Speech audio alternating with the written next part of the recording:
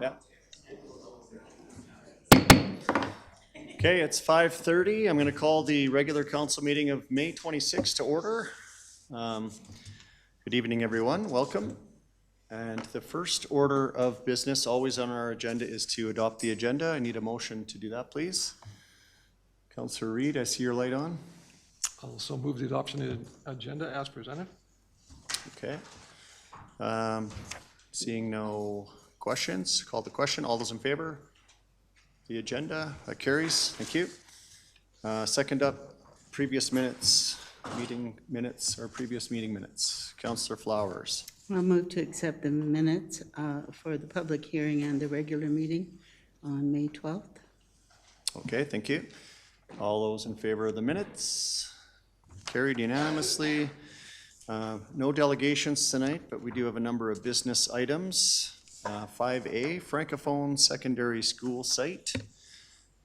Call Mr. Auclair to the podium, please.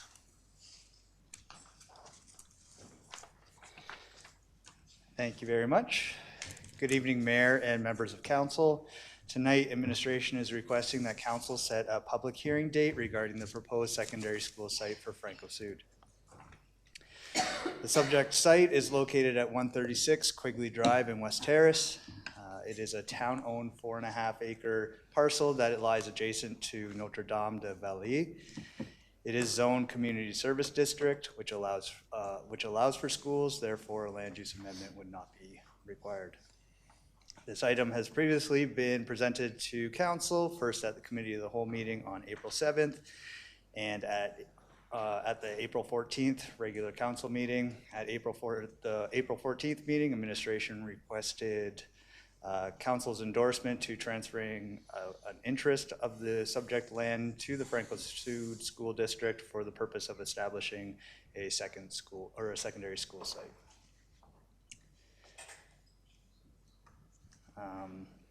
Council's direction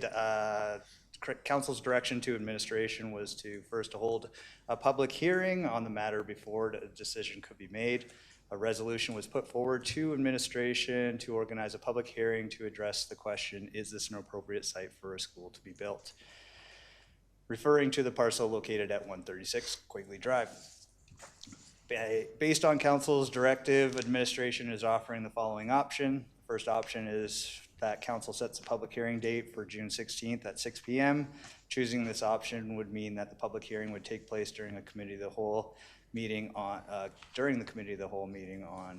June 16th. The second option is that Council denies setting a public hearing. Choosing this option would be contrary to Council's directive to hold a public hearing. Administration is recommending that Council sets a public hearing date for 6 p.m. on June 16th, 2025. That concludes my presentation. Okay, thank you. And obviously we're here at the behest of Council. I just would remind all of Council, we're not here to debate the school or the school site, but really just setting the public hearing for that. Over to you, Councillor Reid.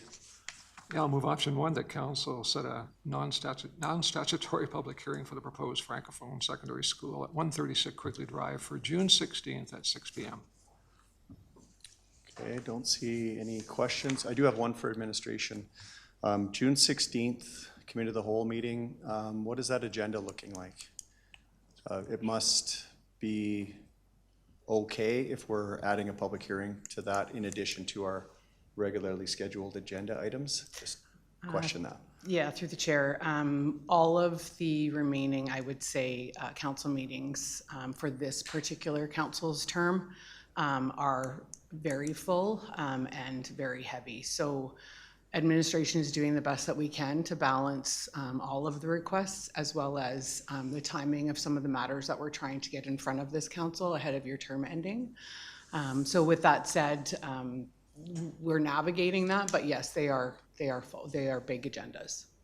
Yeah, so, but the executive leadership team looked at that and this is the best, like you're suggesting that we put it on this? That is correct. Yeah, okay. Okay, Councilor Federico, that's primed a question from you. Yeah, so with that being said, is it possible to perhaps move this public hearing to a different date that week? I mean, I think all of us as council know what long meetings look like. especially when there's public hearings, taking in all that information all at once, plus a heavy agenda to follow, is there not perhaps a different date that we could look at to hold the public hearing separately, other than that? That's exactly where I was going with the question. If I could, I just wanted to note that subsequent item on your agenda is suggesting another public hearing that week as well. Yeah. That's right. Councilor Federico? I guess I go back to council to say whether or not we would like to bump one of, we know that tonight we have two different public hearings to decide on between this and SLS, as well as a Francophone school. Do we want to try to extend perhaps the dates so that we do one week and then we wait another week to do the other one? I mean, really, at the end of the day, how much is time of an essence, I guess, on some of them. I guess that's maybe something to consider. I don't particularly like jamming public hearings into long agenda dates to make decisions that then affect everybody else. So I'd prefer to move, to have two separate public hearing dates, perhaps off Mondays, when we can all get together. And who can make it? I guess who can make it. Councilor McFadden, we were so close to making a decision, and I had to ask a question. Go It's for all it. your fault, my friend. Yeah, I certainly agree. I think if we've got heavy agendas, having separate dates for the public hearings will be good. I certainly expect strong interest in both the Francophone Secondary School and the rec center question to be rather robust. So I'm open to, I think it'd probably be better to have them on separate days, actually. And it would be where I'd prefer to go.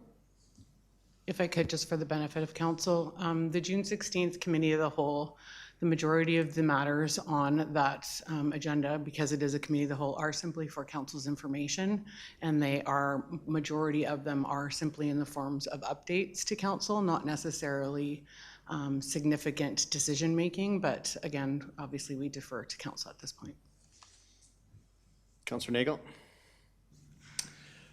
Yeah, I'm in a bit of an awkward spot with these meetings. I really feel silly and I don't like having to ask to have the government planned around my own personal schedule. But in this particular instance, I hope you guys will understand. I just got married recently and I have a honeymoon planned.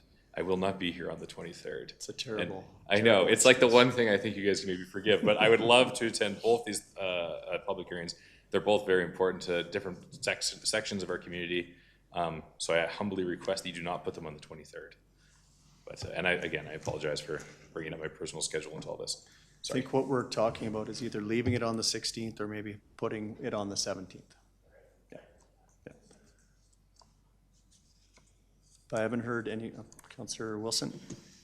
I just thought I'd come in with a suggestion. I want to give these things the time that's needed. I don't know how much time that will be. And so I would suggest we just go with the date that's option one, administrative that's being presented, and if we find during that meeting that the public hearing dominates the entire meeting, let's just simply move our meeting to the next day or 2 days later or later in the week. I think I would be fine with that rather than trying to guess how much time it's going to take. So option one works for me if you agree. That's a pretty good compromise. Councilor Federico? That works, or maybe something that was just said, like June 10th for SLS, June 17th for the Francophone School. If, I'd rather just separate them off those dates altogether, just so that we allow, and also because I don't want to end up having the public have to come to a meeting and then it's like we're anxiously cutting it short. I'd rather not have that. So I mean, if all the council can make June 10th and 17th work, I think I would put that on the table, and hopefully we can all show up at those meetings. I think what Councillor Wilson's suggesting is that we have the public hearing first. So that's out of the way, and then we'd have the option to change our meeting if it's late, right? Councillor Reid? Yeah, I would support Councillor Wilson's suggestion. I think that's a great mediated position. Okay, have we landed back on option one? Yeah, okay. I'll call the question. All those in favor? That carries. Thank you. Didn't mean to make that any more difficult than it needed to be. Thank you, Mr. Auclair. 5B, Recreation Facility Management. Ms. Lowe, similar topic. Good evening, Mayor and Council. I will start out by saying that the intent of this report is simply to set the public hearing as requested by Council at the last meeting. The information contained within the report is the same information that was presented to you by Mr. Darracott. And so the reason for being in front of you this evening is to set a non-statutory public hearing. Administratively, we had suggested June 9th.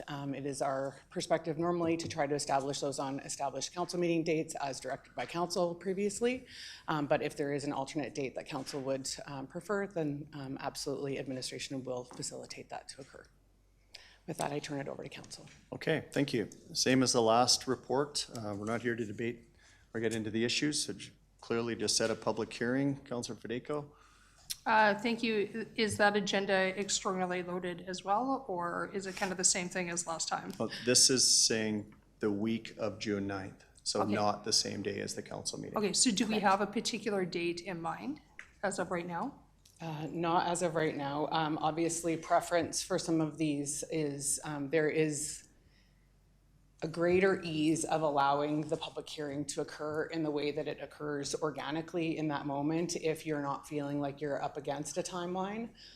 So obviously, it would be our suggestion that council does hold this particular public hearing on an off-council day, if that's something that council can accommodate within their schedules. Okay, first of all, I'll move option one because that's going to get us to the directed place that we need to go. I am absolutely open to make sure that that meeting happens sometime during that week with lots of notice. So I will leave it to my colleagues to figure out the particular date that it could happen. And obviously, everybody's got to look at their schedules as well as committee meetings that they have during that time. But I'll absolutely move that council set a non-statutory public hearing date for the proposed rec facility management during the week, sometime during June 9th at 7 p.m. If I could, I would just add administratively, it would be our request that it not be the day after your regular council meeting. Those are also busy days administratively. So if possible, perhaps a suggestion could be the Wednesday, which is June 11th. But that will be subject to council's You want to debate. just include that in your motion then, and we can debate that, Councilor Federico? Whether or not that's Wednesday, I guess that would be June 11th or Yeah. June 12th, I guess, Thursday. Can you just have this? Yeah. We're just trying to get your mic working Yeah, again there, there we go. Councilor Federico. So one of those dates, I'm fine on all, so I guess it just depends on, If you just pick one, oh, then we can, Friday the 13th? I won't pick Friday the 13th, that's bad luck, so. can you just make your motion with one and then we can debate that? Sure, okay. The council sets a non-statutory public hearing date for the proposed recreation facility management on June 11th at 7 p.m. Perfect. Okay, June 11th. My apologies, I Councillor probably made that a bit more complicated. Councilor McFadden. Yeah, I certainly agree with having the off day. I was just trying to look at the, There's an FCSS advisory committee on the meeting. Wednesday that there's a conflict with. I would say this trumps that, or you can ask them to move that. If the rest of the group wants that, I could take that back to the FCSS group. That's the will of council. That's all I got on that one. Okay. Councilor Nagel? I'm wondering why 7 instead of 6? We normally start around 5:30 or 6. May as well do 6. Did administration have a reason for proposing 7?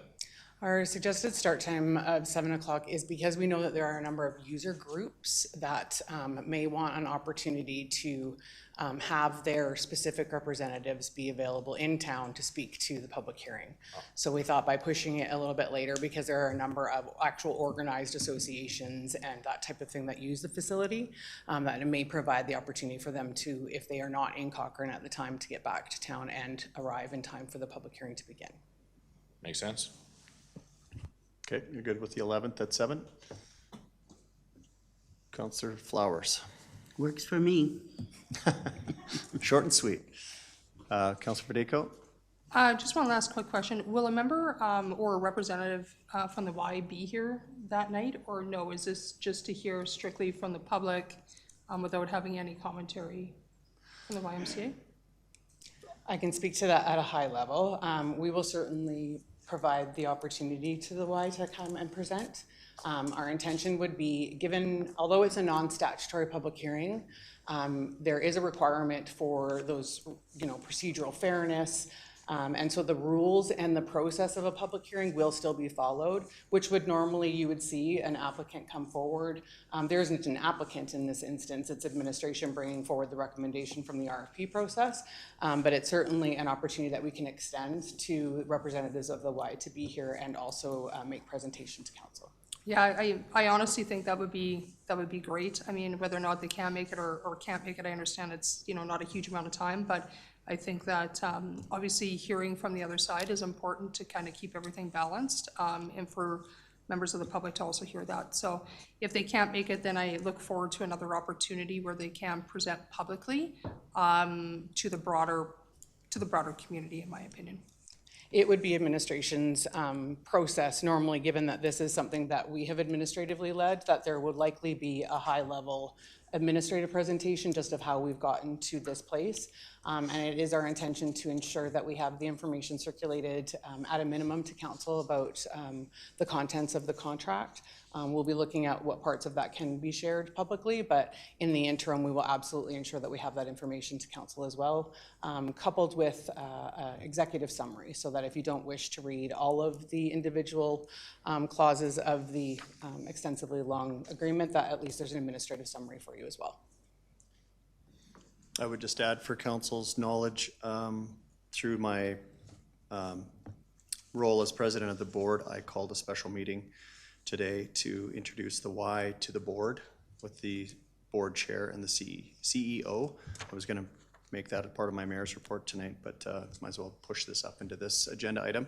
Also, I've sent an email to, I don't think I've made it to all the user groups yet, but doing the same to introduce the Y, to have meetings individually with each of the user groups at the SLS Center to facilitate conversation, answer questions, and go through concerns that each of them have had. And that's as your role as the board chair for Yeah, SLS? and that's going to be happening over the next couple of weeks, hopefully before the public hearing. Correct. And then my understanding is that Mr. Derricott has extended the request to, or the invitation to representatives of the Y, specifically with relation to the conversation around a public hearing.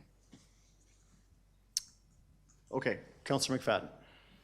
Yeah, I think your response was answering my question, because I know at the last time we discussed this, you had identified that perhaps a stakeholder open house with the Y, and so you've opted, instead of doing kind of an open house with all groups, it would be a one-off with each user group in the organization. But that would be the Y, the leadership of SLS, so you and Reeve Kissel? No, it would just be between the user group and the Y, nothing to do with us. Okay, all right. No, I'm glad that's happening. I think it's really important that the user groups get a chance to ask the questions pertinent to their experience. On your list of different stakeholder groups, one of the questions I didn't see come up in our last conversation was in regards to the relationship with the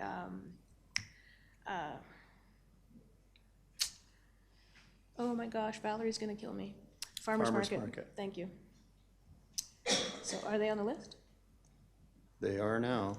Thank you very much. Okay, great. If they I'm glad. weren't, yeah, I got it. I'm just taking a note. Double.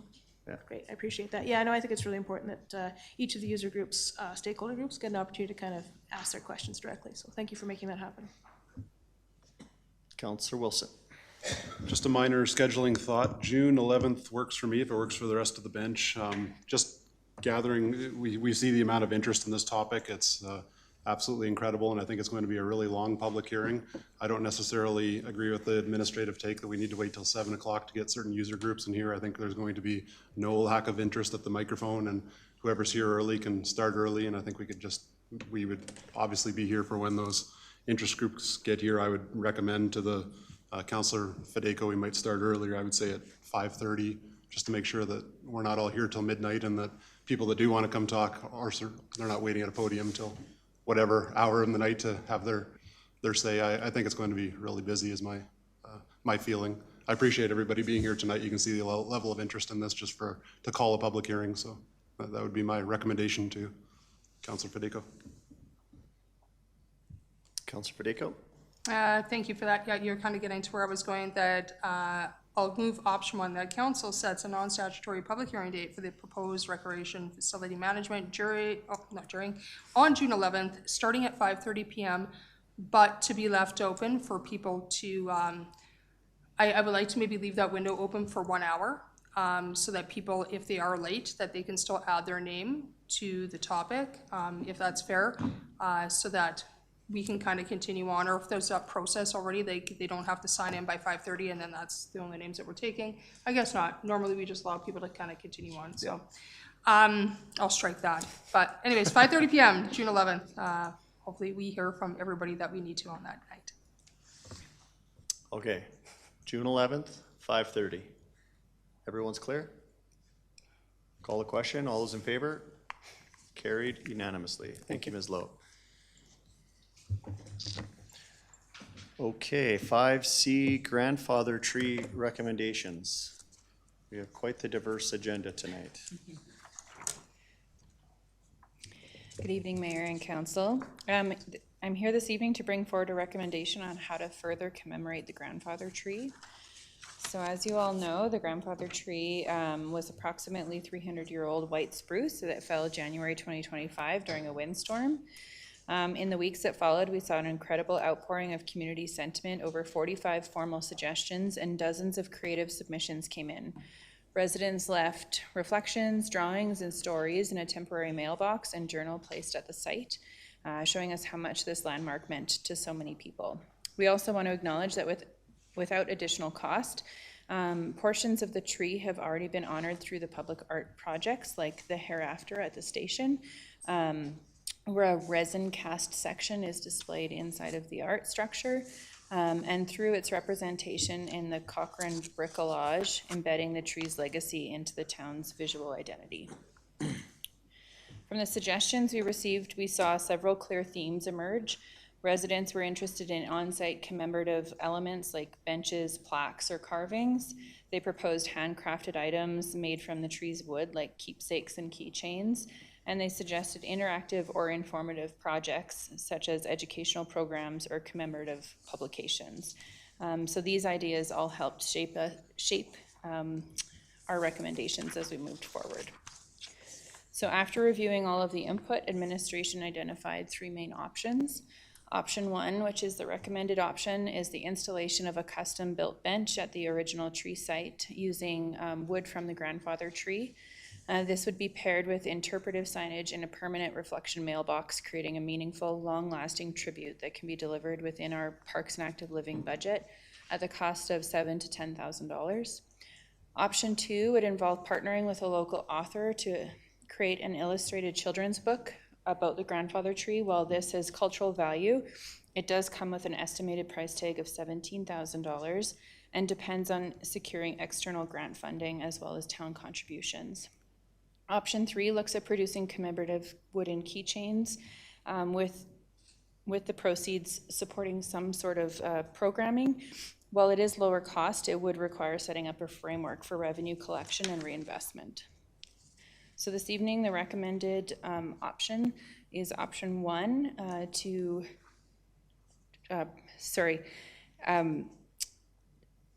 so the council would direct administration to proceed with the installation of a custom bench at the grandfather tree site, accompanied by interpretive signage and a permanent reflection mailbox funded through the Parks and Active Living budget. And that is everything. Thank you. Okay. Councillor Flowers, you're first. Well, I really love the idea that everyone's into this and giving suggestions. And the bench, of course, is an amazing idea. I was surprised at the cost, though. Do we know that for sure, or do we go out to RFP? How do we do it?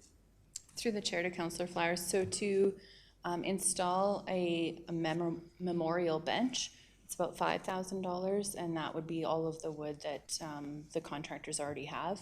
So it's the piece of adding in the very specific, having to piece together the pieces of the grandfather tree. We won't be able to make the entire bench out of the grandfather tree. And then we've also added budget in there for the interpretive signage and the design. So that's why it's $7,000 to $10,000. I'd like to make the motion of the recommended action. And then do we store the tree, the rest of the tree somewhere if we want to do more things with it? Through the chair to Councillor Flowers, the tree is currently being stored, and so this would be to utilize what we can do with the bench. And if council wishes, we can continue to store it and find another option.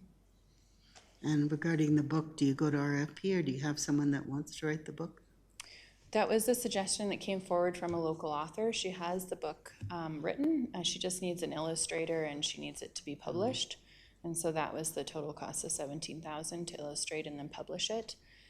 She's been trying to get additional grant funding and different funding opportunities, and was willing to have it available within the school library systems and in the public library.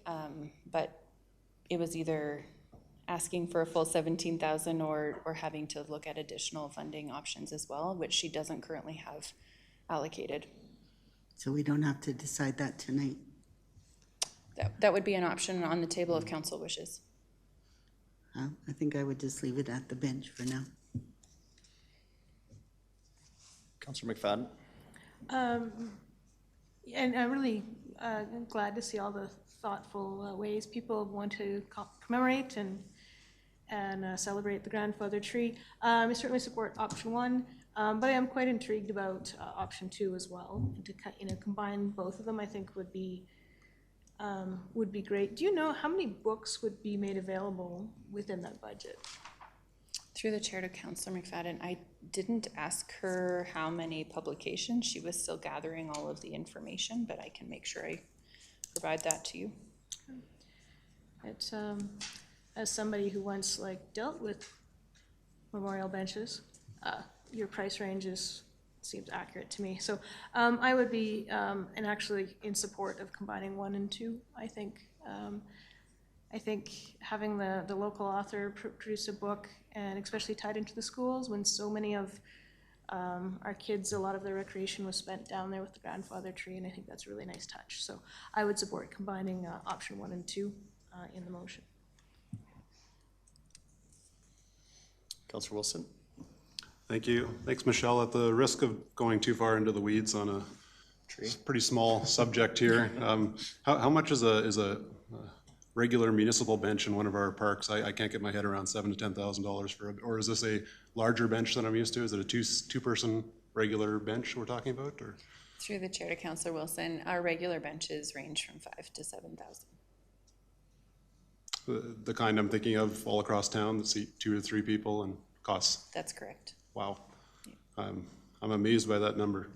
The one other part I didn't get about this is some of the wood and the bench that'll eventually sit there will be part of the grandfather tree. Was that part of this idea? Okay.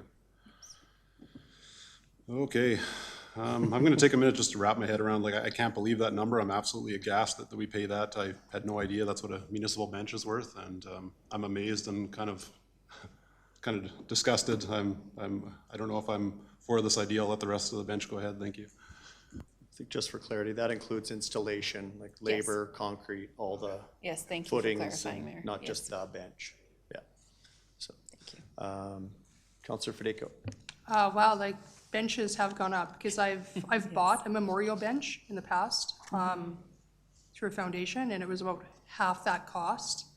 I agree. I'm shocked, and honestly, if there not ways that we can cut that cost? I mean, I get it, installation is included, but come on, that's our town putting in a bench. I mean, I don't know. It seems like, unless it's made out of African rainforest wood, it seems kind of on the high side of where it'd be going. I think that honestly, it's made out of wood. It's hopefully made out of part of the grandfather tree wood. And so I'm rather shocked that it would cost that much to be able to install in any way, shape, or form. And if we can't subsidize that, then I would suggest that council figures out a way to subsidize that so that that cost is lower, and perhaps then we go with Councillor McFadden's suggestion of combining option 1 and 2, because I think that those costs are ridiculously high. If I could just add some clarity in support. Administratively, annually, the Parks and Open Spaces team does evaluate all of the facilities and assets that we have throughout our town. The $5,000 to $7,000, as was already explained, is to ensure that the bench is installed safely and is secured appropriately, and we are consistently evaluating those numbers. We agree with you. All things are increasing exponentially, and we are consistently looking at whether or not there are ways to bring some of those projects or initiatives in-house to have them done with our own staff forces and thus reduce some of the costs.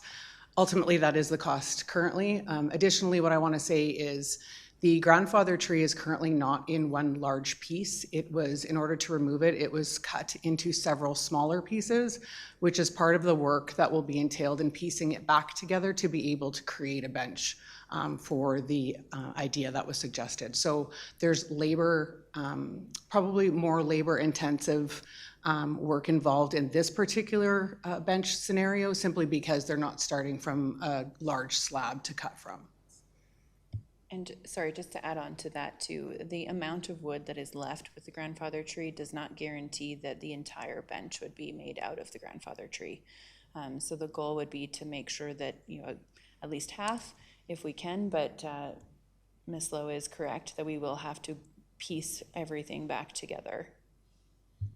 Councillor Pacheco, you still have the floor. Just wait for your microphone to come back on.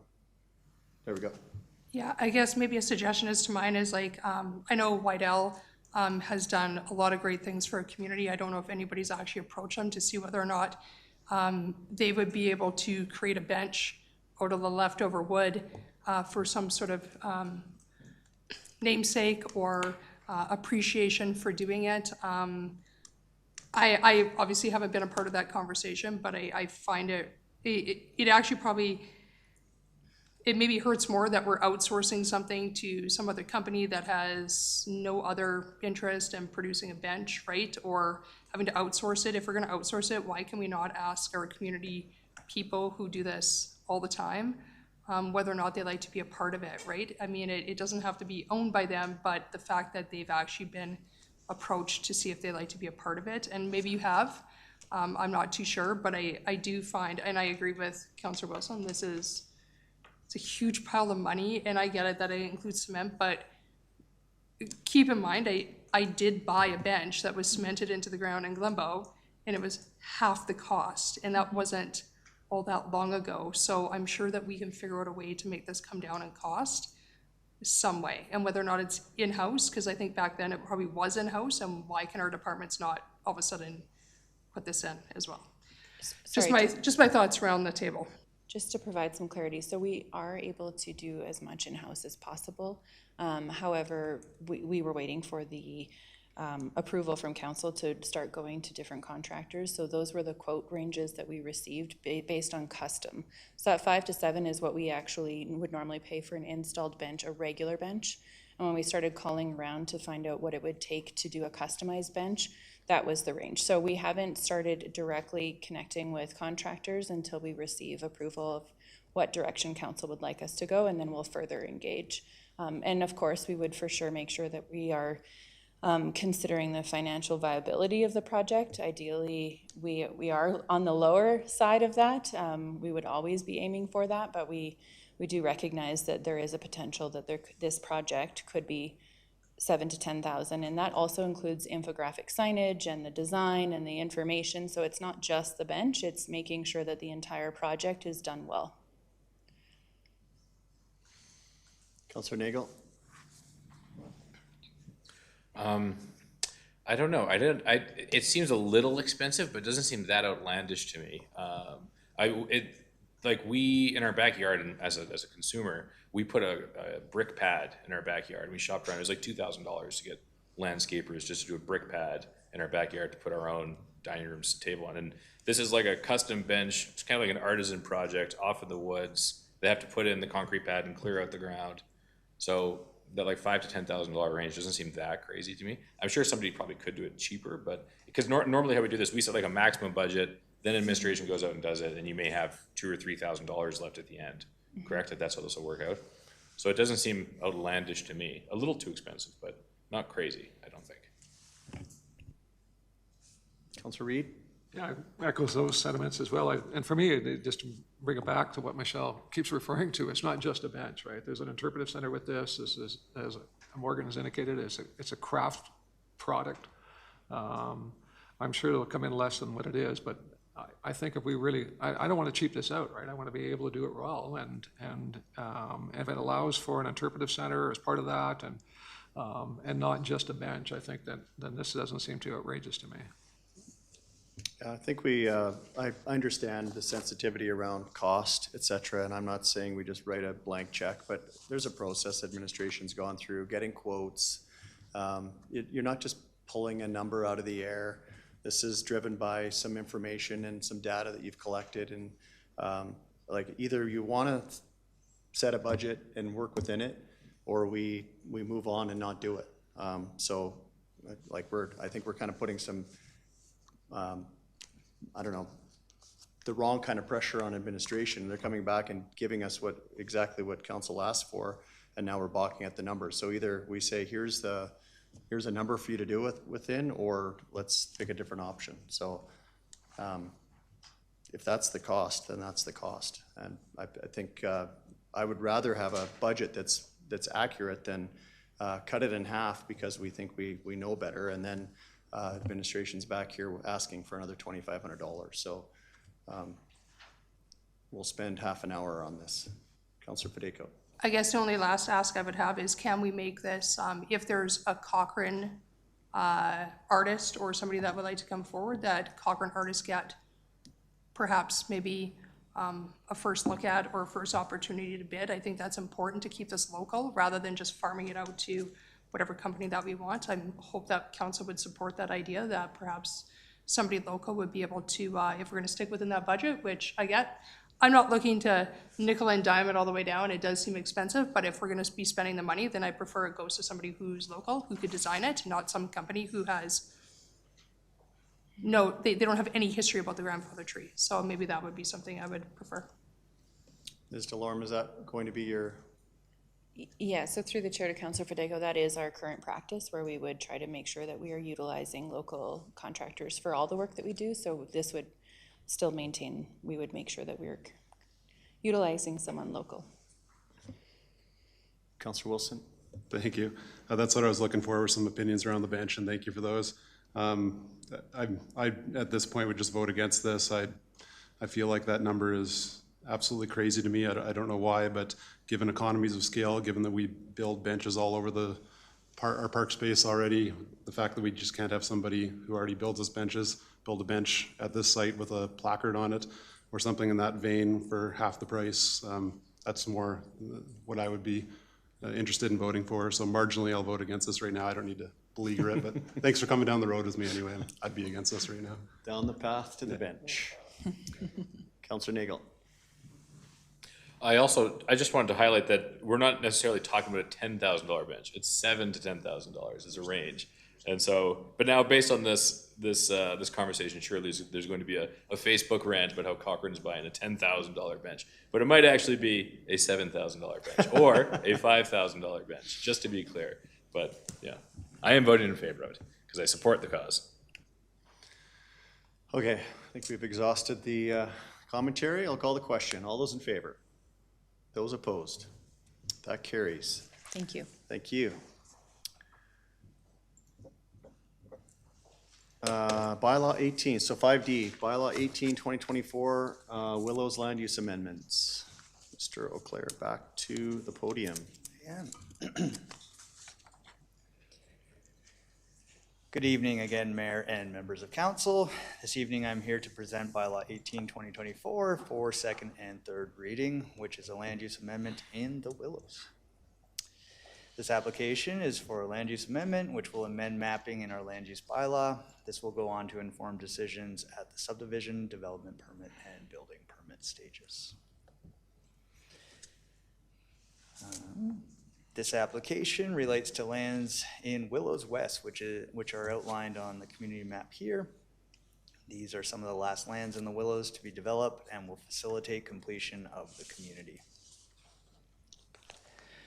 Development in the Willows is guided by the River Heights Area Structure Plan approved in 2011, which provides high-level policy guidance for how communities will be developed, and the Willows of River Heights Neighborhood Plan approved in 2012. The purpose of the neighborhood plan is to provide an overarching plan for the community in more detail than is provided at the area structure plan level, and provide policy guidance for subsequent applications, including land use amendments, which is what is being considered through this application. The subject lands in the Willows West already did receive land use in 2024, and some amendments to the land use took place in 2018 and 2022. In response to changing conditions, the applicant is now requesting further amendments to the land use, which is the purpose of this application. This is the current land use concept from the Willows of River Heights Neighborhood Plan, with the area subject to the application roughly outlined in red. This map indicates the land use that was originally planned for in the community through the neighborhood plan. The concept shows an existing wetland preserved in the center of the plan area, and RM zoning surrounding the wetland, which was the multi-use dwelling district of our previous land use bylaw. Two iterations of this application have been seen by council previously. The application was originally submitted in June 2023, and in October 23, the applicant held a public open house to answer questions and gather initial feedback from residents. In April of 2024, the application went forward to the Committee of the Whole for information, and on April 22nd, the application received first reading with a public hearing date set for May 13th. At the public hearing, council received a presentation from the applicant as well as presentations from the public. Feedback received from the public prompted the applicant to create a second land use concept for consideration by council, which was presented at a second Committee of the Whole meeting on September 16th of last year. At this Committee of the Whole meeting, the possibility of a second public hearing was discussed by council. However, the Municipal Government Act now only allows for one public hearing for residential application. After this feedback from council, the applicant decided to put the application on hold and brought back the application on May 20th to the Committee of the Whole. Tonight, the application is being presented for second and third reading. This slide summarizes the current land use compared to the original application proposed to council and the current application now up for decision at second and third reading. As previously mentioned, these lands do already have approved land use that would allow for the development of low to medium density housing around the wetland, shown in bright yellow, which is our residential mixed district. The original proposal presented to council involved infilling the center wetland, as it has been depleted over time due to surrounding development, and was approved for infill by Alberta Environment and Parks. The application proposed medium density housing in line with the neighborhood plan and added park space behind the existing residence to compensate for removal of the wetland and provide an additional buffer from new development. This is the application that went forward to a public hearing where there was an overwhelming opposition from the residents to remove the wetland. Based on that feedback, this is the current proposal that the applicant is seeking approval on. The land use concept proposes medium density housing around the wetland, which aligns with the neighborhood plan, and also redesignates a few parcels in the south of the plan to allow for the AltaLink line to go through. Medium density zoning is being proposed as it allows more flexibility in design than the current RMX district, especially when locating homes around the existing wetland area. The applicant is proposing a townhome development in the area, which will provide a transition from the existing home on the east side to the commercial area on the west side of the plan. Administration does want to note that a strip of land in the west of the plan area that was included in the original proposal. There was a strip of land that was included in the original proposal. However, it was later realized that this area is not owned by the applicant, so it is no longer part of the application. This strip of land was being changed from urban holdings to community services as a cleanup to accommodate the public utility lot. However, this piece of land has no bearing on how the rest of the area would be developed. In both instances, the area would remain as green space with the ATCO line running underneath, but administration did want to note the reason for the change. And then the single lot to the very south of the plan area was held out from the previous land use until the AltaLink AltaLink realignment was decided, but is now proposed to change from RMX in line with the neighborhood properties. Change to RMX in line with the neighboring properties as AltaLink realignment allows for that extra lot. Administration completed an analysis on how the current land use concept aligns with existing town policy, the current MDP, sustainability plan, council strategic plan, and River Heights area structure plan were all evaluated for policy relevance to this application. Housing diversity, connectivity, transition of development, and environmental conservation are the themes present in all policy documents that were then compared to the current application for alignment compared to the existing land use. Housing diversity has a marginal positive change, as this amendment would allow for more flexibility in housing design, acknowledging that this area was planned for multi-unit dwellings in the neighborhood plan, where the majority of the Willows is presently lower density housing. Connectivity remains largely unchanged, but this development would facilitate the completion of the community, connecting the existing development on either side. This land use would this land use amendment would provide a gradual transition from the lower density housing on the east to the commercial development on the west. And retention of the wetland results in no change to environmental assets, though administration does want to note that while residents have previously gone onto the private lands to skate on the wetlands in the past, that this would not be permitted by the town when wetlands transferred to environmental reserve.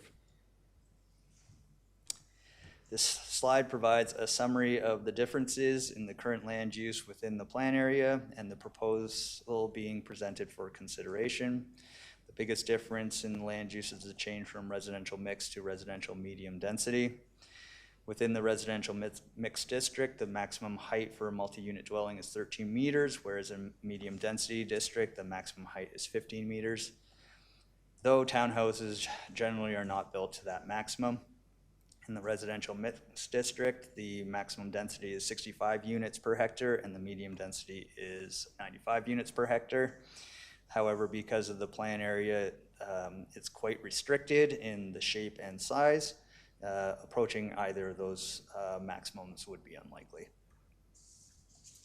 In the residential mixed district, any more than 4 multi-unit dwellings would be a discretionary use, and the medium density district, all multi-units are permitted, which presents a more streamlined application process for approving a townhome development with more than 4 units located together and changes the abilities to appeal an application. In both cases, wetland 80 is retained and no skating again will be permitted on the wetland. And then finally, the proposed land use cleans up the zoning of the parcels to accommodate the AltaLink realignment, which will then help facilitate the grading for James Walker Trail to the south. Next steps include decision on second, third reading currently being presented. The lands would then need to undergo a subdivision approval before receiving development permit approval, and then building permit before any structures are developed. I just want to skip ahead, to give you an example. The applicant applied for a development permit. So this is part of the application. Now this is just the initial plan. There could be iterations to this plan, but this is just the example of what the townhomes would look like. And so you can see it's a 2-story and 3-story product.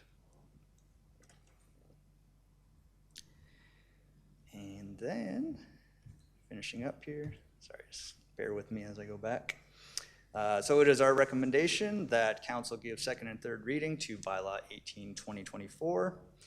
I would like to take this opportunity to thank Joelle Anacarico for all her work on this application And with that, I would be happy to take any questions that you may have. Okay, thank you. Councilor Pacheco? First of all, I'd like to thank the applicants for listening about the wetland. However, I will be moving option 2 tonight, that council put forward a motion for second reading of bylaw 1824 and vote to defeat.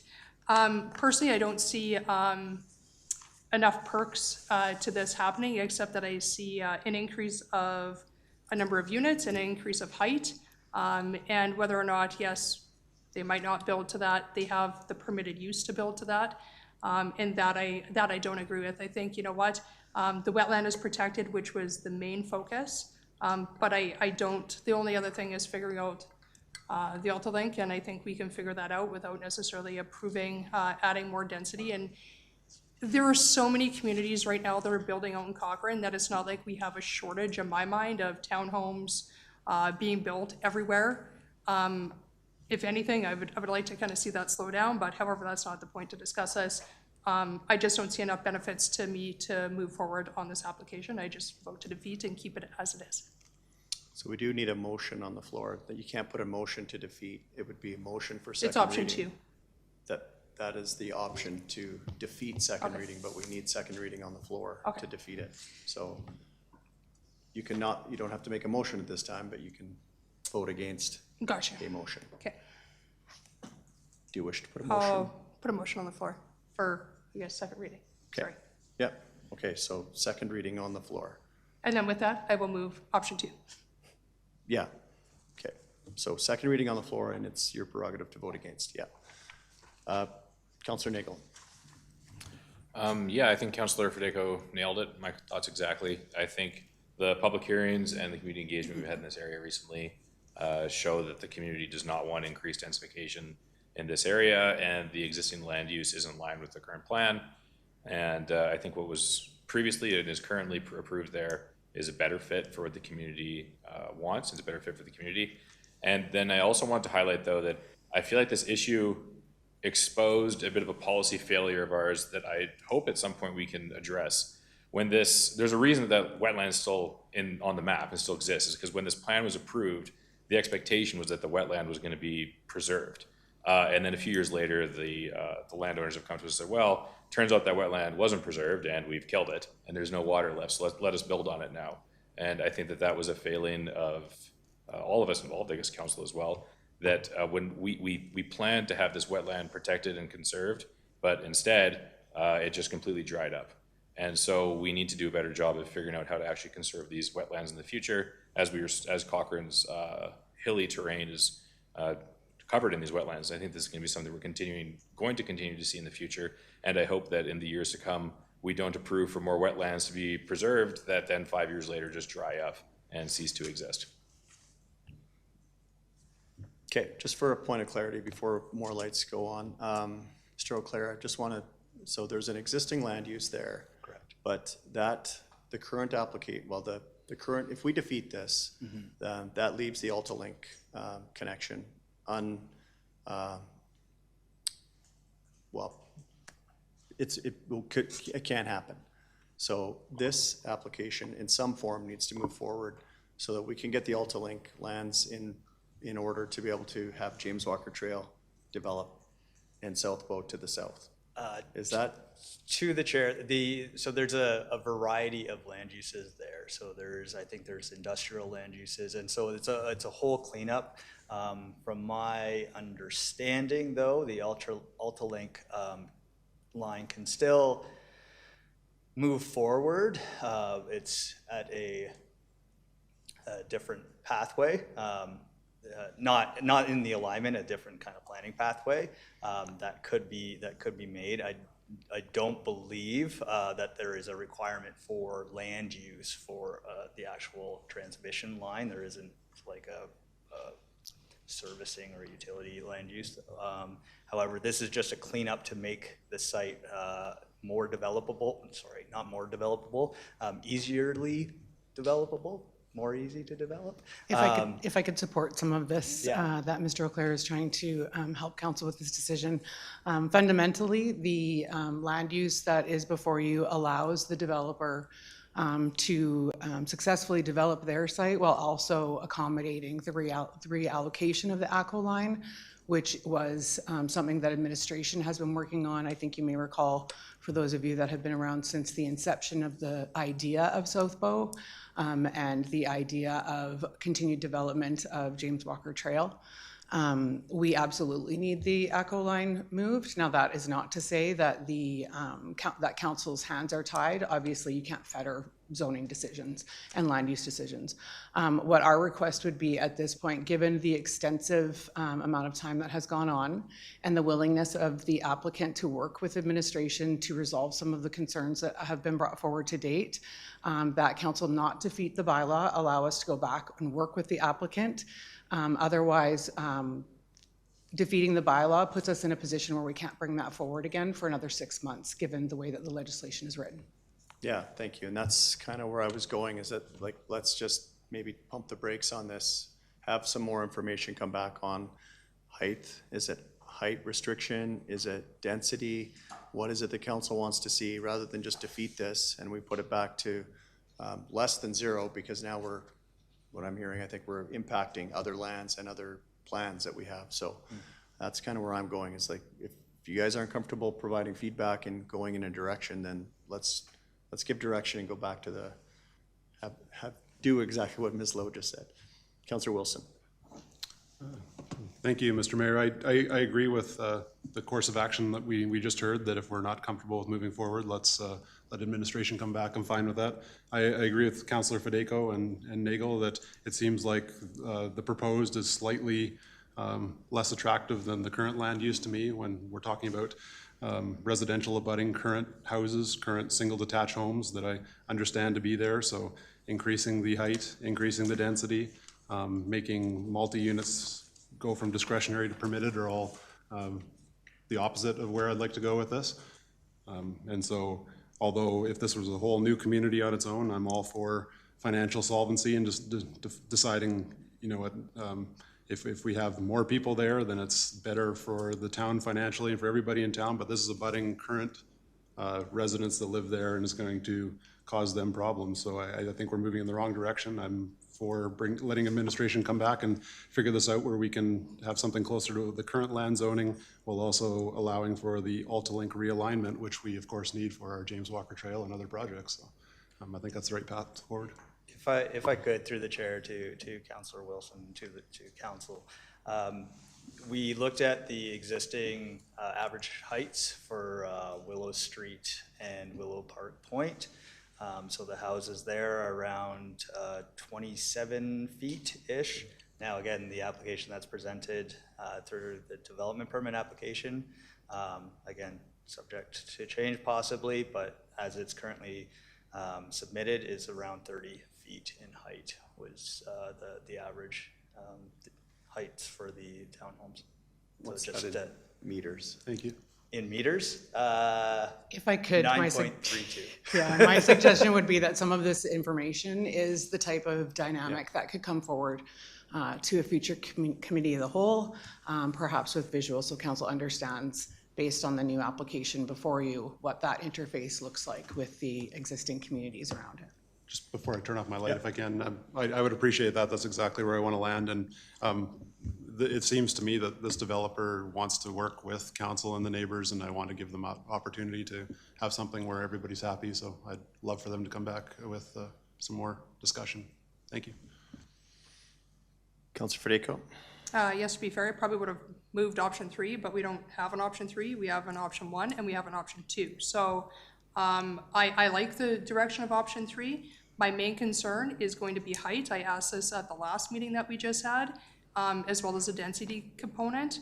I don't think that we need to jam in more people into a tight-knit space. I want to see the height lower to 13 meters, just like it is everywhere else. That's why I stated before, do we move this to direct control? That wasn't accepted. So I'm more than happy to take this back to the drawing board. I'm not against the fact that they've been working hard on this, and I appreciate it.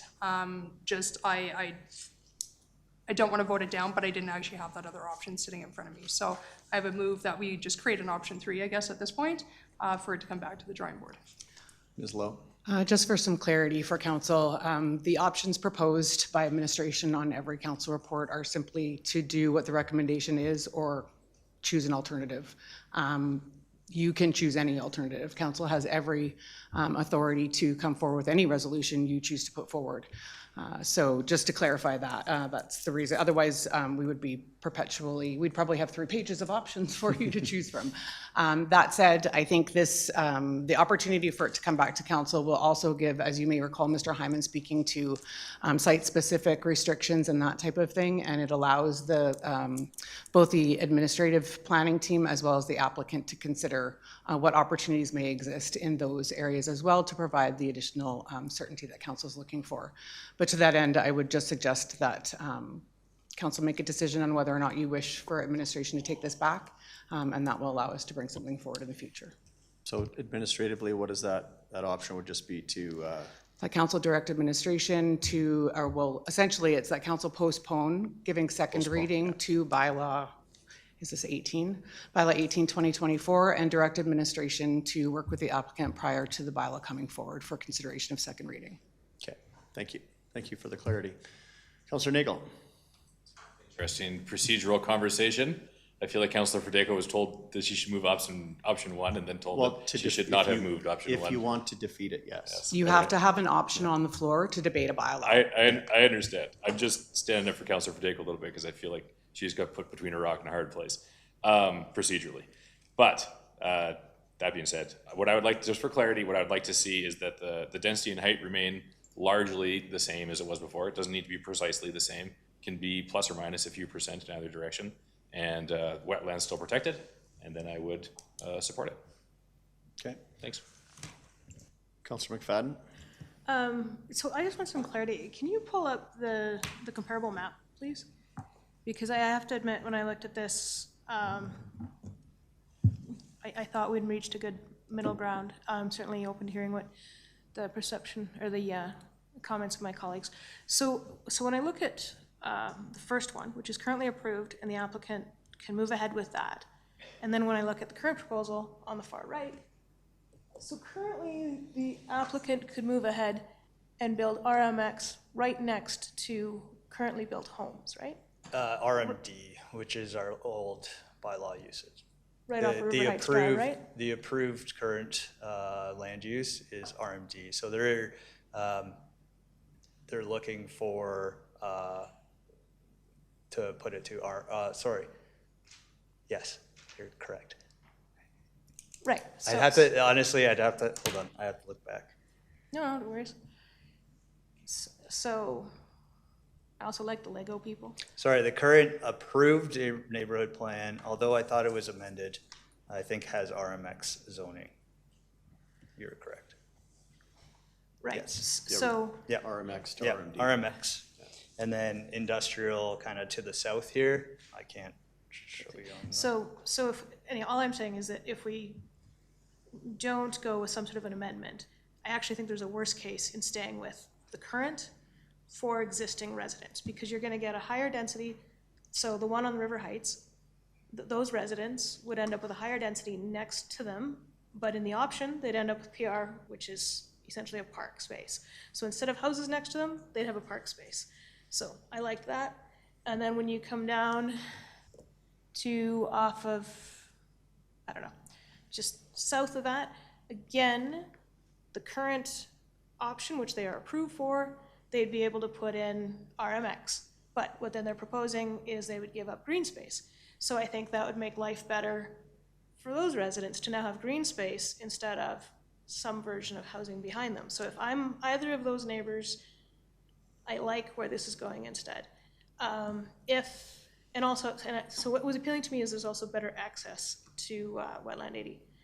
So then when I go through down to the bottom of it, so we already have folks living in Willow Park Point. Yeah, Willow Park Point. So they're already living there.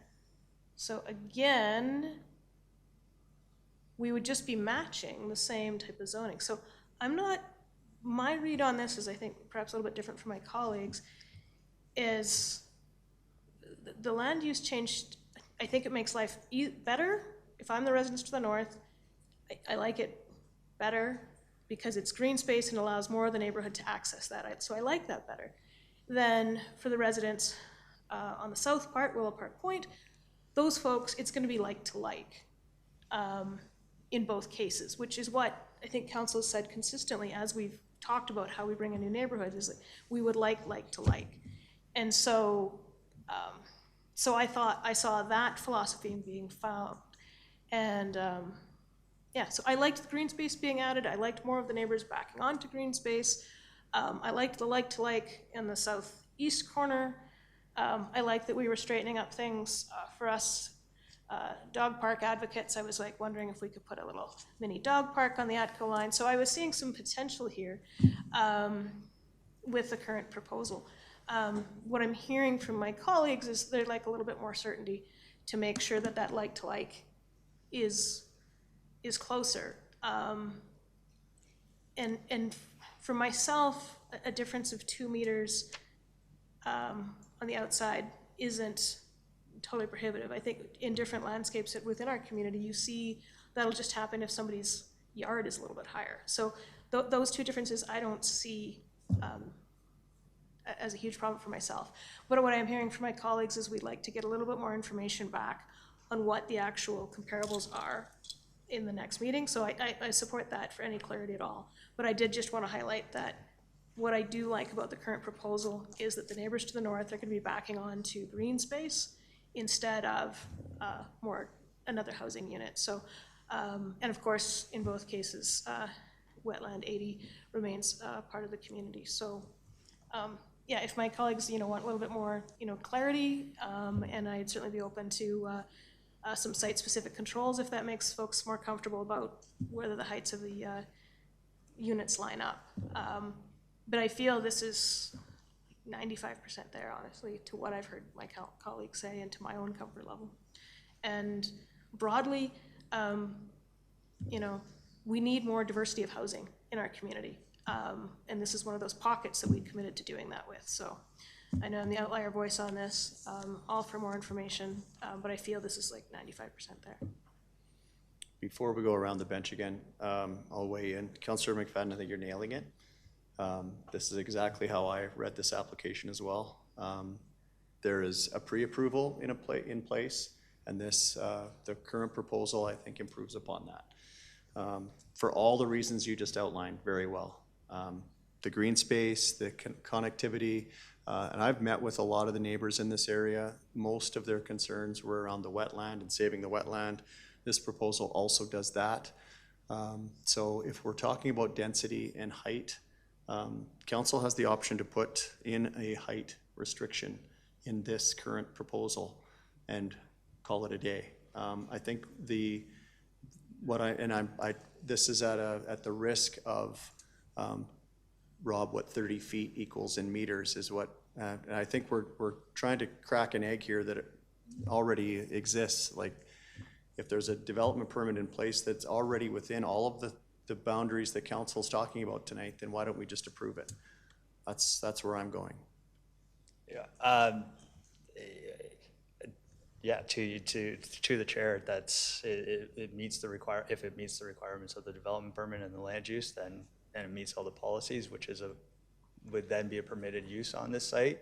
If approved through an RMD site, then we would go ahead and approve things. Yeah, understood. I just mean that council has the opportunity to put a height restriction on in addition to this, but. Correct, yeah. At the previous meeting, administration wasn't looking to go that road, but of course, council has that discretion to do so. Yeah, I get why we don't want to just have specific land uses all over our community. This is one of those areas where we're trying to shoehorn in something else after the fact. But I'm with Councillor McFadden that if this improves on the current state and the developer could simply just walk away with the process now after months of going back and forth and go and build what is currently approved, and that may not be the best outcome for the neighbors in the area. I hope that we can find a landing point with this application that gets that middle ground and all along still saves the wetland. So I'm just gonna put that out there, and hopefully some of my other colleagues will start to weigh in, and we'll find our way through this. Councillor Federico, thank you for waiting. No problem. To Councillor McFadden's point, when you actually look at like the existing, what's already there, so it goes from RMX to community service. It goes from RMX to Parks and Rec. So that stuff's already highlighted in the actual current land use that we already have, rather than looking at the current proposal. I'm fine with taking this back, and I like the idea that we could go back to the applicant and say, please lower it down to 13. If that stuff happens, I'm fine to give it approval. I'm just not fine to walk away from this meeting hoping that it's going to be resolved. I would just rather that them come back and say, hey, you know what, we've taken in council suggestions. Even if it's not completely lower down to what the original was for density purposes, as long as there's maybe a middle ground hit, I'm happy to go forward. I'm just not happy to go forward. And particularly what I see here tonight, I don't see enough benefits, and I don't want to take a chance that we walk away from this meeting and it's just like, well, we hope that it's not going up to 50 meters. That to me doesn't solve the issues that I'm trying to resolve, so. If I could, through the chair to Councillor Federico, I guess another option for council to consider is, and I would have to confirm with the applicant if they would like to go this route, but a potential for the kind of site cleanup and because of the height restrictions and everything like that, would be to look at instead of the RMD, to look at RMX and just keeping that as RMX. That then limits the height. Again, I would have to confirm if the applicant would like to go that way, but it could be an amendment that we look at on the floor. I think we're all left with a bunch of questions, and I think rather than try to answer them on behalf of other people, we should maybe just push pause here. Councillor McFadden. Yeah, I think my only question was gonna be in that, maybe trying to solve it tonight, my question was gonna be, what would be the height restriction that we would put in a motion, but I think there's just some little questions, and I think to be fair to everyone involved, you probably need a little bit of time to talk to the applicant about what the pieces are. So, yeah, whatever we need to do to defer this to get a little bit more clarification, you know, has my support. Like I said before, I think this is 95% here, and because I certainly like how it improves life for the residents on the northern part of the parcel. Okay, I'm going to go back to Councillor Federico and ask you if you would like to rescind your motion and put a new motion on the floor. I will rescind my motion and move to postpone option 1, I guess, as of right now, and to allow the applicants to come back to maybe answer some questions that council had at this particular meeting. And is there anything else I need to add? If I could maybe help with the Thank you. wording of that resolution. It can simply be that council postpone consideration of second reading of bylaw 18, 2024, and refer it back to administration to be brought to a future council meeting for consideration with additional information regarding height and density limitations. Perfect, that sounds fabulous on my end. Well said, Councillor Federico. Yeah. Okay, everyone's clear on the direction? Call the question. All those in favor? That carries. Okay. Thank you, Mr. Auclair.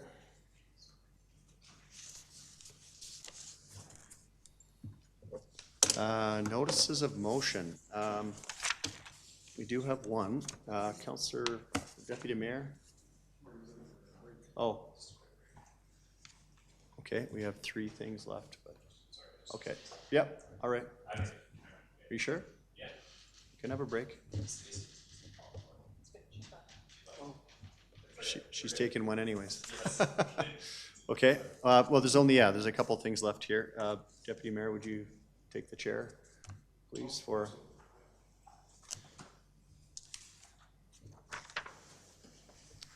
Take the chair, and would we like a 5-minute break, council? Especially given that Ms. Lowe is not with us right now, I think that might be appropriate, or we just want to roll through? You just power Looks like the through. majority says we're rolling through. Okay, I'm happy to do just that. I appreciate the chair taking that question. The chair will now turn it over to Mayor Janung for his notice of motion. Yeah, I think this is, thank you, Deputy Mayor. Council, I'm going to move that council direct administration to explore the feasibility of adding additional ice surfaces in brackets on the town-owned land adjacent to the Cochrane Arena site, including potential costs and site suitability, and report back with findings and recommendations. I think it's pretty self-explanatory. I'm just asking administration to take a look at the old arena site. I've looked at an aerial map, and there was a lot more land there than what I had, ever realized that is town-owned. And I'm simply asking administration to take a look at what we could do to twin an arena, et cetera. And that would include looking at parking, all of the things. And I'm not at all suggesting that we jump a queue and start building ice surfaces outside of the rec master plan process. This is simply doing a little due diligence in anticipation of that report coming back. And I think we all know that we don't have the $200 or $300 million in the bank to build another rec center immediately. We're going to have to address some of the pressures that we're seeing in our community. We heard from Cochrane Minor Hockey a couple of weeks ago about their ice surface needs. This is a reaction to that. What other options do we have in our community right now that we could kind of act as like a stopgap measure? So with this information, council is equipped with this is an option or it's not an option for that. So that's as simple as it gets. Okay, thank you, Mayor Janot. It looks like we have a bunch of comments. We'll turn it over to Councilor Reid first. Thank you. Yeah, I'm in support of this. I think it's a good idea in terms of being able to get this on the table. And having had the opportunity, I didn't really think there was enough space there, but I actually physically walked it and realized, now appreciate just how much room there is there in terms of being able to address this kind of concern. So I think this is timely, appropriate, and necessary. So thank you. Okay, Councilor Nickel. I'm very happy to see this on the floor. Thanks for bringing it forward. I have some questions, and perhaps we'd have to get into it later, but how would the management of this facility work? Because we're in the middle of a very public discussion about our recreation operational management, and then also examining the cost of a new facility beyond the scope of that operation agreement. So how do you see that shaking out? Mayor Janot, do you want to address that? Sure. Whatever operating model that the council chooses to go with, this would fall under that. So they're parallel and connected, but separate, if that makes sense. I think whatever operating model that we agree on, we're going to need more ice. So this question needs to be answered either way. So I don't know, I'm a little confused, not confused. I just don't know procedurally when to bring questions up, but one of the things I'd like to discuss, and perhaps now is not the point in this process to do that, but if there's going to be a surplus generated from a potential agreement with the YMCA, is there an option to have in our agreement a binding requirement that surplus goes towards funding this as part of that agreement that we're currently examining? If I may. Please. Sorry. I think yes, that's a conversation for another day, but that would not be as part of the contract. That would be, the surplus would be left in finances of the town to do whatever council wishes for on that budget. Okay. So when will we get more information about the use of a surplus in that? Prior to the public hearing. Prior to the public hearing. Okay. All right. Thank you. Yeah. Okay, great. Let's move on to Councilor McFadden. Yeah, I certainly support this. Knowledge is always power. And I also really appreciated your points about how this would fit into the Parks Rec master planning work that we're doing. One of the reasons I've been a long-term advocate for the creation of a Parks Recreation Master Plan is so that we're deliberate in how we're meeting our recreational needs, and that we're understanding the needs, we're prioritizing them, and then being strategic in how we meet those needs. Because we have, like my kids plays hockey and he'd love more ice, but we need to make sure we're balancing and taking into account all of the user groups in the community. And so that's why, like I said, I'm really hoping that on the Parks Recreation Master Plan, we'll be able to get kind of agreed upon list about how we're going to approach and balance the needs in our recreation community. So I look forward, and I appreciate your clarification that this was meant more to feed and inform that process than to, jump somebody to the top of the line. So I appreciate that clarification, and your notice motion has my support. Okay, Councilor Federico.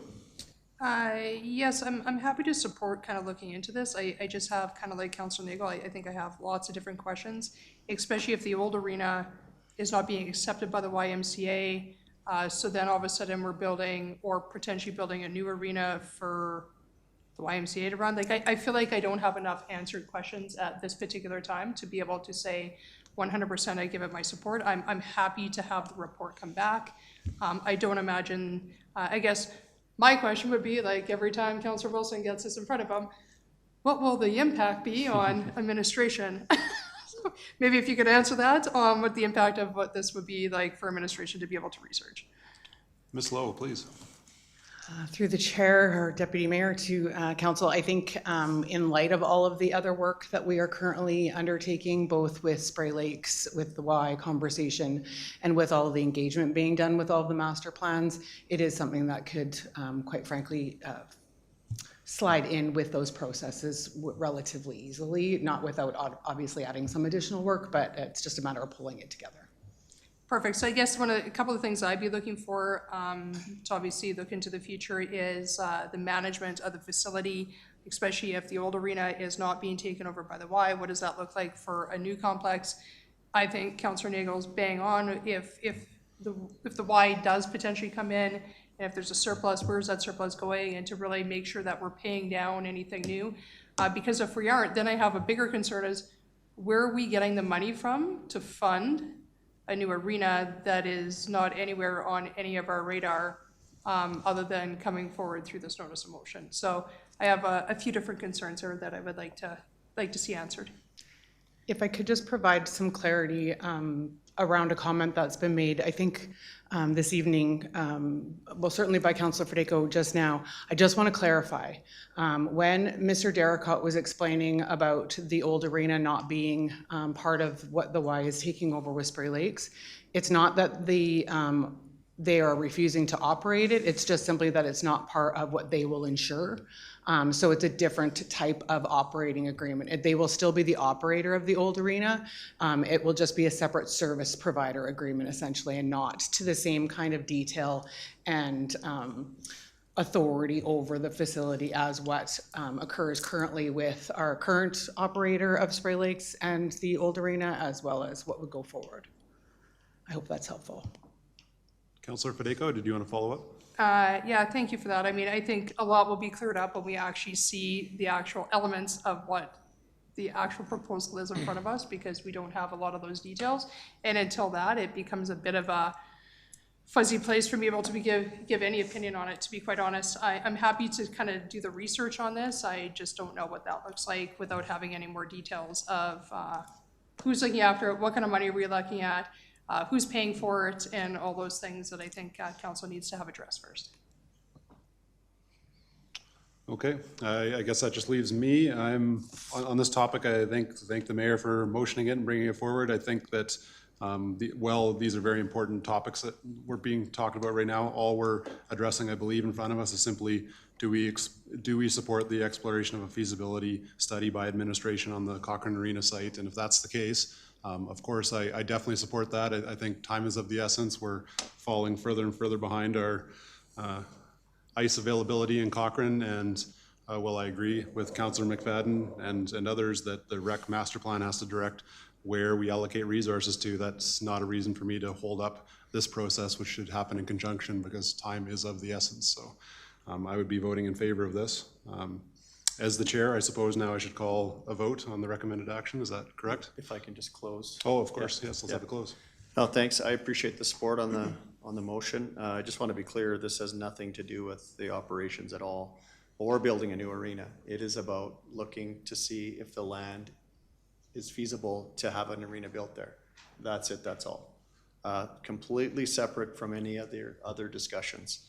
A future council will decide if an arena gets built there, if it's feasible.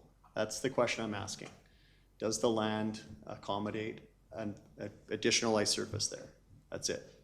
That's the only question. I just wanted to be clear about that. Okay, thank you for that clarity. Any additional questions or comments, or we can call the vote? Do we have a motion on the floor, Mr. Mayor? I believe you moved the recommended action. I did, yes.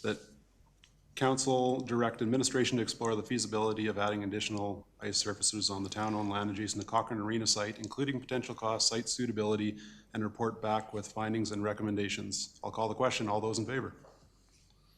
Opposed? I see none. And we're approved. On to you. Back to Okay. the chair. Thank you. I'll reassume, Chair. Very well done. Thank you, Deputy Mayor. Brief mayor's report. Had coffee with the mayor, with the seniors on the bow. Hosted a session specifically for members there on updates with, you can see my mayor's report clears the gallery. That's a good sign. Providing update on current town issues and projects, and then followed by Q&A. Just, it was a really good session again. Thank you to those who joined the Rocky View County dinner with our neighbors. I thought that was a very productive evening. Talking through, you know, just getting to know them better, and obviously, and thank you for them for hosting at their facility. The biggest thing, and I already talked about the rec stuff, but the biggest thing I did over the last couple of weeks was Mid-Size City Mayor's Caucus meeting in person in Sylvan Lake. We had 2 days of meetings there.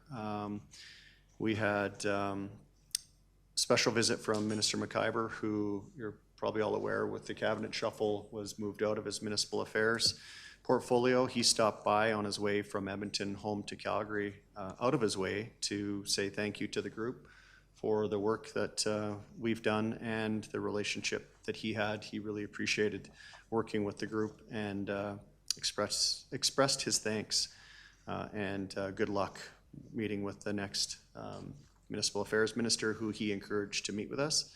So it was good of Rick to stop by. We then had meetings with Premier Smith, the new Minister of Municipal Affairs, Dan Williams, and Minister of Infrastructure, Devin Dreeshen, and MLAs Getson and Lunty and Johnson were in attendance. And we talked about specifically ways we could collaborate as mid-sized cities around the table. And I thought this was quite interesting given all the conversations we've been having recently about infrastructure costs. Well, how can our communities, for example, we're gonna have to build a new fire hall in the future. Well, Airdrie's going through that right now. Spruce Grove has just built a new ball diamond or whatever. Why are we recreating the wheel around the province and designs and blueprints and engineering when pretty much all of our communities are gonna need 3 bays, 5 bays, whatever, and then we can always change the exterior to match our uniqueness of our communities. So I thought it was an interesting conversation. We had Ernst & Young come and make a presentation on key takeaways for how communities could better share that 2 to 3 million in some cases of upfront costs to get to relatively the same place in the life cycle of building a new municipal infrastructure building. We're currently going to be looking at operations. Why do we need a fancy new operation shop that is unique to Cochrane? Maybe we do, but there's probably been one built in the community somewhere else that we could borrow their blueprints and at least have a stepping off site. So the Premier was quite excited about those types of conversations, as were all the other ministers. She left us with some questions about what are the top 3 or 5 needs in each of our communities. Is there a better way that they could help fund those? Is it through the one-off grants that we all scurry around as municipalities and hope to get favor in the province? Or is it, what if they just abolish the way they're doing that now and gave us more money every year? And then we paid for the things that we needed, but with less strings attached. We might have a longer savings plan for that, but at least we would know. So there's pros and cons to that, but those are future conversations. So I thought that was some really good conversations that I think could leap us ahead by just sharing information with one another. And all of the mayors and all of the CAOs and administrators in the room were all eager to, jump on board. There was no really, that's a private conversation that we can't share. There's none of that. Other kind of key takeaways that I'm going to dig into more, but Sylvan Lake just built, or is in the process of building basically a Horse Creek Sports Park, 80-acre park that it has pretty much all of the same things that we're talking about putting at Horse Creek. They have their quad ball diamonds in a state where our Greystone ball diamonds are in now. They're built, waiting for the sod to all take so that next year they can have sports on them. So I think there's I'd like to go back there and get some more information on costs and how they built it and how they funded some of these things. They have a major, not a major league, but a fairly, I don't know, junior league ball team there, like they're the Gulls, like the Dogs in Okotoks, on that site, a splash park on that site, and anyways, it was, I thought there was a lot of key takeaways I would share with you, Councillor McFadden. And I've provided this information to staff already, that they have a concept that we keep seeing, and I think some made jokes the other day about what number of concept are we on. And there was the concept they handed out to us was, I thought, very well done. They're at like I said, a stage further on down the trail than we are, so they have everything kind of locked in.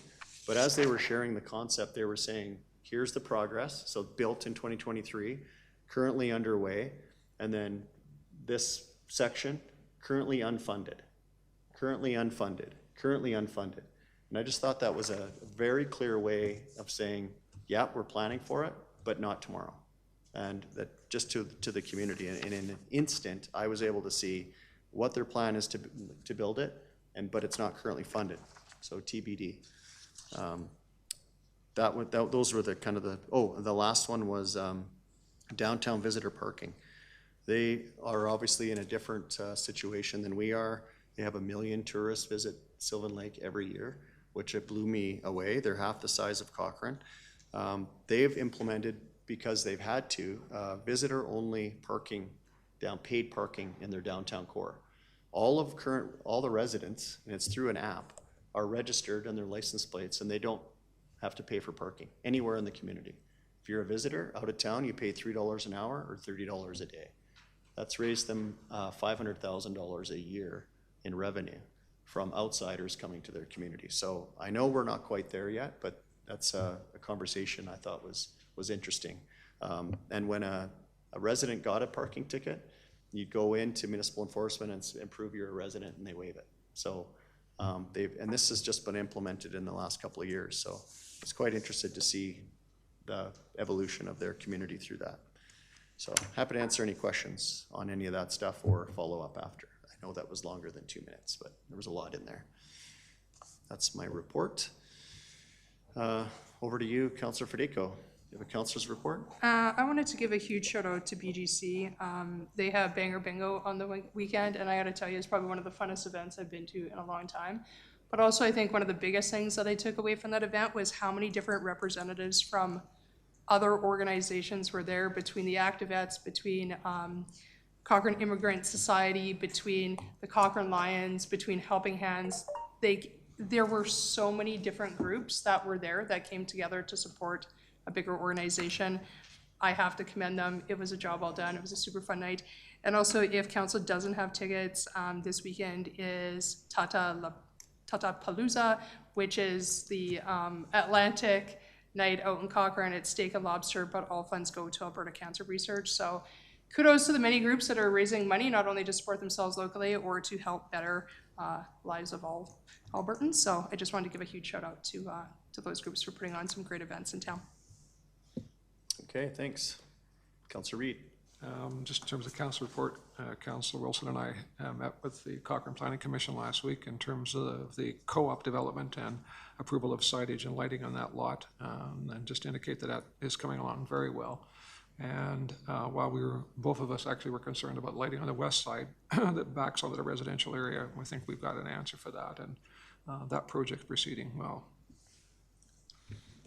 Nice. Councillor Wilson.